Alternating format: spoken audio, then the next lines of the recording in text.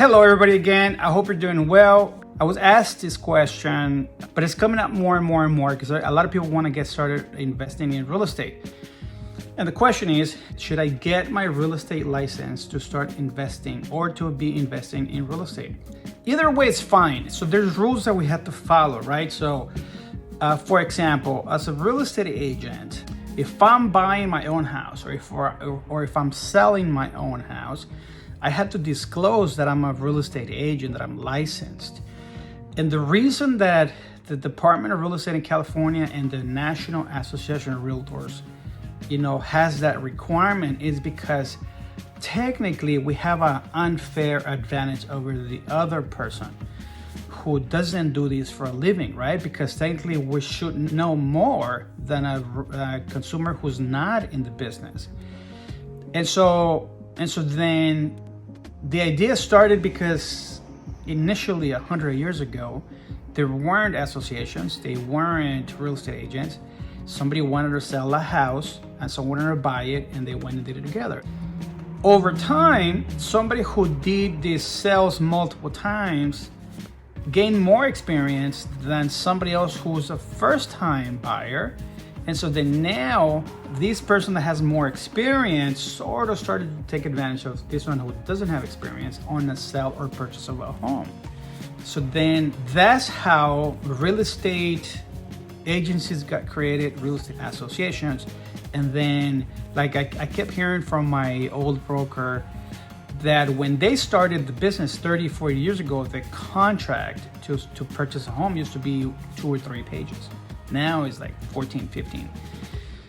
Because then we've added clauses to it as a protection to the consumer. And so then that's why we have these associations that we have to belong to. Just because you get your real estate license doesn't mean you belong to an association. You actually have to belong and pay fees to the California Association of Realtors and the National Association of Realtors, and then your local fees for our access to our board of realtors. And that's how it all got started, so that people don't take advantage of each other. And so this way, if I'm selling my property, or I'm buying a property, I have to disclose that I'm a licensed real estate agent in California so that they know that I'm supposed to know a little bit more than you.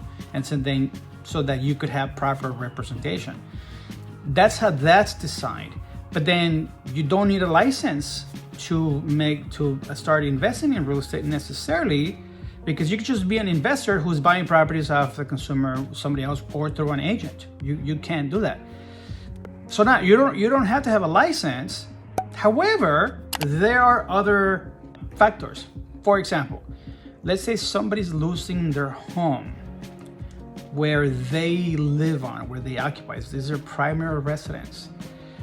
And they're losing their home, and a notice of default has been recorded against the property. That's the indicator that the property is in foreclosure. That's public record. So what ends up happening in that situation, investors come and try to buy that property. More often than not, in that scenario, the seller gets taken advantage of. So I'll give you an example. Let's say a property is worth $500,000 and your balance is $300,000, but COVID happened, you lost your job, you can't make your payments, and you're in foreclosure. But if you sell your property, you could actually net $200,000, right? Because you have equity. Well, sometimes people don't know that. And they wait, and then they don't know what to do, or they're trying to figure something out, and then they lose their home. So investors, sharks, sometimes, they come and they'll tell the owner, hey, look, I'll get your loan current, and I'll give you $10,000 cash. All you have to do is sign over the property to me, or I could buy it from you. So then what the investor sharks are doing, they're buying a property where the seller is in distress. The Association of Realtors, how they want to prevent that from happening. If you are in the middle of the ocean floating, eventually you're gonna get tired. So if you start to drown and somebody comes and throws you a life vest, you are gonna grab it, right? So that's exactly what's going on, and that's how they take advantage of people sometimes. And so then this investor acquires the property at a substantial discount, and then they resell it for profit. But do you need a license for that? You know, I've seen it in my career where people with license and without license do that. So the system really is designed so that the consumer doesn't get taken advantage of. So if you're gonna be a legitimate straight investor, by all means, go find a deal, but don't take advantage of people. If you're gonna be a licensed agent with the intent to be an investor, then go and don't take advantage of people, right? So yeah, do you need a license to be a real estate investor? No, you don't need a license. Now, earlier I emphasized when it's owner occupied, it is very, very delicate.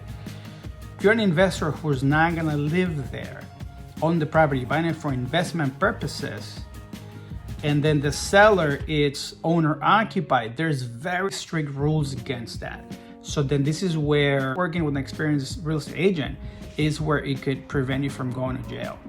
Yes, you could go to jail for doing things like this. And yes, I've seen it many times. I've seen it with people who are not licensed, and I've seen it with people who are licensed.